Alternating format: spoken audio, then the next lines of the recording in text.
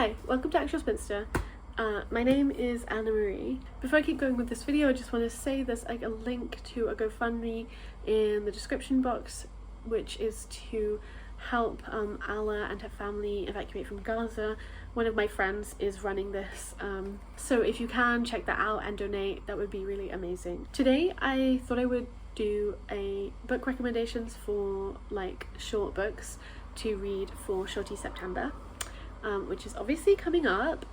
It's a month-long like readathon where you're supposed to read short books, as the name implies. They don't totally define like short books, sort of look, what was that? It's sort of like up to you. I would say that like a book that's like 200 pages and under is probably a short book, but it also kind of depends on like the size of the book itself, I guess. That's sort of what I've gone for with this. Shorty September is being run by Sean and Bart from Storytime and also Heather from Too Many Heathers. And yeah, there's also some really fantastic like tarot cards that have been edited for each prompt. I'm not gonna like go through each prompt or anything with this, but some of these will fit the prompts and some of them will not. I'm gonna try and be like quite quick with these recommendations because I do have kind of a few to talk through. Yeah, some of these I feel like I've talked about quite a lot on my channel already, so like including, yeah, so I guess I'll just show you some of these kind of more like very quick suggestions. So like I have these three which are modernist books, generally like sapphic modernism, which I feel like I often recommend in the context of that, or like lesbo erotic books. So there's Passing by Nella Larson, which is really fantastic. Actually, you could also watch the film that came out of this that was like from 2020, as one of the prompts is like a film and book adaptation. So yeah, this is about two women who were friends as children and then they like meet again in adulthood, and one of the women she like passed as white and lived a very different white life, but they're both like light-skinned, and so that's definitely some sort of interesting like racial friendship and also I would say queer dynamics there. Fantastic, perfectly written. There's the Ladies Almanac, which is by Juna Barnes, which is like a book to look at if you want a fun time. Not necessarily an especially clear time, but a fun time. It takes on like the style of an almanac and it's very funny and sweet, and yeah, especially if you're interested in like sapphic Paris communities, that can be really fun to like track who is who in the book. There's also Lolly Willows by Sylvia Townsend Warner, which is about a woman and her like the path of her life and how she goes she grows into obedience, just in terms of like what is expected of her, her family, what the work she does for people, and then kind of into her own disobedience and her own move towards her own joy and her own sensuality. It definitely feels like it's about queer self-love, even if that's not super explicit. I do feel like it's definitely very strongly part of this, even if you couldn't pinpoint it exactly in the text. At least that's my feeling about it. Like it feels very purposeful that Sylvia Townsend Warner wrote that. Another book that I often talk about, but it's perfect for Shorty September, so people should read it, is Metabolize If Able by Clay Add. This is a sci-fi book. It's like about community, healthcare, art. It's set in a dystopian world, and it's also in a world where humans, there are like these clones. That's the word. I cannot believe I forgot the word for clones. There are these people who have been cloned, and so it's about their lives, as well as like, yeah, community. That's a really bad description of it, but it's really fantastic, and it is a lot about sickness, and I think it's a very interesting book to read in the context of like post-COVID and thinking about how we actually care for each other, and both the failures and the ways that community does make spaces that are like mutually and wonderfully vulnerable and protective and special and sweet, and also art, the role of art in terms of the revolution. That's cool. One of the prompts is a book from the 70s or 80s, so I have a couple recommendations. So there's Oranges Are Not the Only Fruit by Jeanette Winterson. This is a book I really want to reread actually, but there's The Whale Rider by Witi Ihimera, which I read recently, and is about like a young girl and her growing into her tradition and demonstrating, I guess, some of her worth sort of to elders in her tribe. It's set on the east coast of Aotearoa, and yeah, it's also about Wales. It's about like the relationship between Maori people and nature, the land, the creatures, ancestors, but then it's also sort of about like non-Maori people's relationship to the land and the world as well, because it's sort of, you know, a critique of that, and like we sort of see how it's going wrong, and maybe there's a reason why that is, but it's also, yeah, just really lovely, and I really enjoyed it, and I feel like I did a bad job explaining it, but that's okay. And also, Oranges Are Not the Only Fruit is a coming of age novel about Jeanette, whose mother is very intense and super religious, like Christian, I can't remember what type, but she wants her daughter to be a missionary, and her daughter's gay. When I read this book, I read this a long time ago as a teenager, but it did like change my life. You know, like not to be a dyke about it, but at the same time, like to be a dyke about it. Because it told me what was possible. So I do really want to reread it for that reason, but then at the same time, like, you know, because it just like totally changed my life. Like I didn't know you could be. Do you know what I mean? Like, like looking back, it's like, well, obviously I could have put it together that you could live in a way that like kind of makes you happy, I guess, but I don't know. I'll always have a special place in my heart for it, even if when I reread it it's disappointing. So yeah, those two books were from the 80s, and then this book is from the 70s. This is a summer book by Tove Jansson, translated from Swedish by Thomas Thiel, and it's a really beautiful book about the relationship between like a kid called Sophia, yeah, she's like 6 years old, and her grandmother, who lives on this like island, and they live together during the summer, and it's kind of just about like how they learn to love each other sort of, but to live with each other, and it's also very grounded, and it's just really beautiful. I've like given this to a couple people and they've all loved it, and like I just think it's a really one of those sort of like sensitive, meaningful books that just like write about life in a way that's beautiful. Okay, and then I also have another recommendation that would fit this prompt to some degree. So this book is it's from 1678, which means it was published in the 70s, just in like a different century's 70s. So I think it counts. This is The Princess de Cleves by Madame de Lafayette. It's one of the earlier novels. It's translated by Nancy Mitford from the French, and it's a sort of romance novel. It's before we've got like the marriage plot, so it's more about unrequited love. And it's set, I think, like 100 years before it was published, in the court of Henry II. So that's like 1550s or so. I think Catherine de Medici is like in it.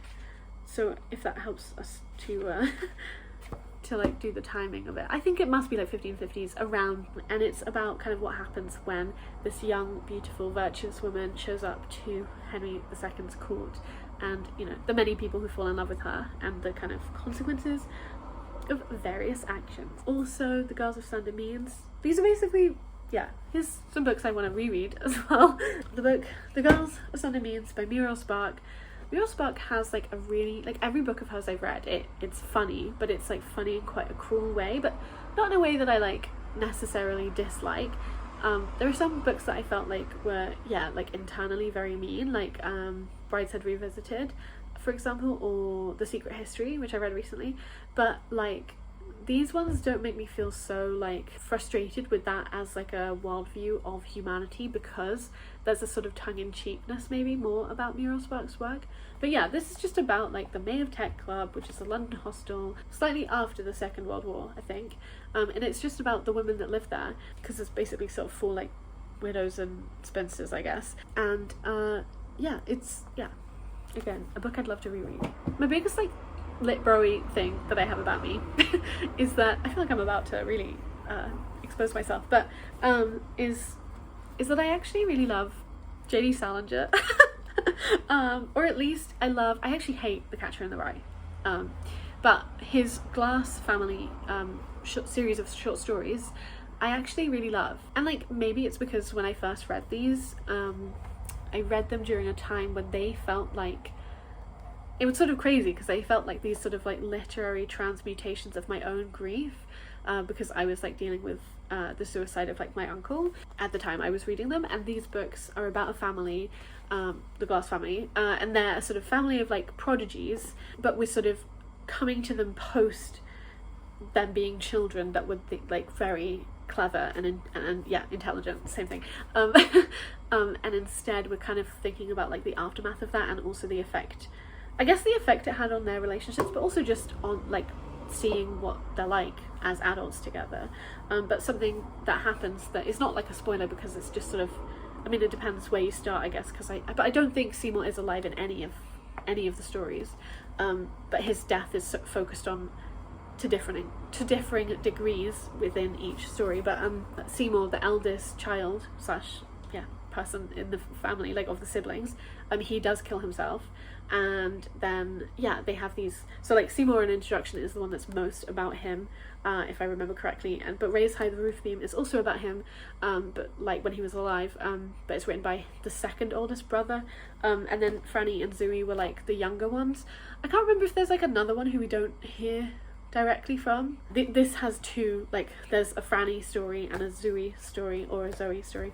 I never know if you do say it like Zooey or Zoe. I feel like it should be Zoe because it sounds better than Zooey, but I don't know. And yeah, this one is about like a visit to a wedding. I think it might be the brother of Seymour's wedding, like the second eldest sibling. His name I can't remember. Something beginning with a B. Anyway, I did really like these. I also would really like to reread them, but kind of like a side recommendation from Actual Spinster. I don't know. I'll just briefly say like these two would also work. So this is, I should hold them this way. This is a little series. I think it's a duology. There might be more, but they haven't come out, if there are more, by Margaret Killjoy. This is The Lamb Will Slaughter the Lion, and this is The Barrow Will Send What It May.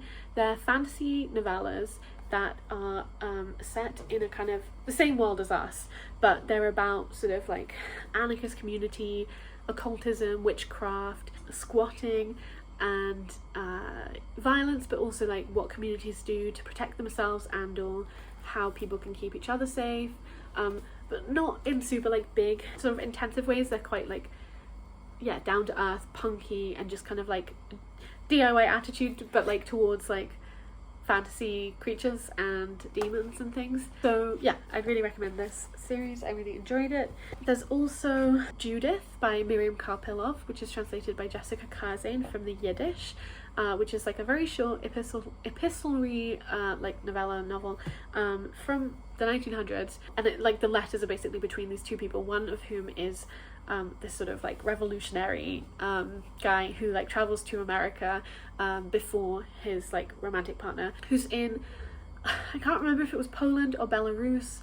I think it was the Russian Empire at that point, because obviously borders and times change borders, but like I can't quite remember. I mean, Miriam Karpilov was originally from Minsk, I think so, but that it was in the Russian Empire at the time when she was from it. Does that make any sense? I hope you know what I'm saying. Anyway, but like and it's about their letters that they send back and forth, and the revolutionary is disappointing, like quite a lot of male revolutionaries, shall we say. Here's a novel that I spoke about a lot last year, because it was last year, I think so, because I just really loved it. It's Siblings by Brigitte Reimann, translated from the German by Lucy Jones. So this is set in 1960, just when the border between East and West Germany was closed, because I think the wall, when was the wall constructed? But it was like later than that. The wall isn't there yet. Like you can still cross that border, but it just is being like more patrolled and surveilled, and closed. And it's about these siblings, and one of them does want to like defect, and the other doesn't. And it's sort of also about like the ethics of like lowercase socialism. It is about art as well, and noticing, and families, obviously, hence the name. But I just really, really loved it, and I think I just loved it so much. Like, I think it has this, like, I don't know, I kind of want to say, like, tender-heartedness, but I don't know if that's really true, but just, like, I liked how it took seriously politics, both state politics and, like, family politics, in a way that made them really, like, work together. And I loved the sort of ethical considerations that the main character makes, and how she thinks it through, and how she is trying to live her life with care for not just her family, but like for the collective as well, not just for the individual. And yeah, I don't know, like, it's just great. I enjoyed it a lot. I think Bert actually said this in the TBR video that he and Sean made, but like, Natalia Ginzburg is like a pretty good author to read during Shorty September because a lot of her work is pretty short. Her first book, novella, is The Road to the City, and this edition is translated by Frances Frenier, and it's about a young girl, kind of like coming of age, but she's from like a really poor family. They don't live like super rurally, like they live clearly close to a city, but not like in the city, hence the title. But she kind of dreams of like getting to the city, and yeah, and it's sort of about this sort of lack of fulfillment of her dreams, I guess. And it is a bit sad, and I will say that I think, whilst I don't know that the main character really like articulates what happens to her within the framework of sexual violence, I would say that this book does have sexual violence in. I think it also has some domestic abuse. I mean, it was written and is about how horrible it was to be a woman and a girl in, you know, fascist Italy, which, yeah, is understandably pretty rough, especially when you're a very poor girl from quite a large family. Not like a recommendation that is like, you're going to really enjoy this, but a recommendation where it's like, this is quite an interesting book. Which is sort of how I feel about all of Natalia Ginzburg's work, although just to lesser and greater degrees.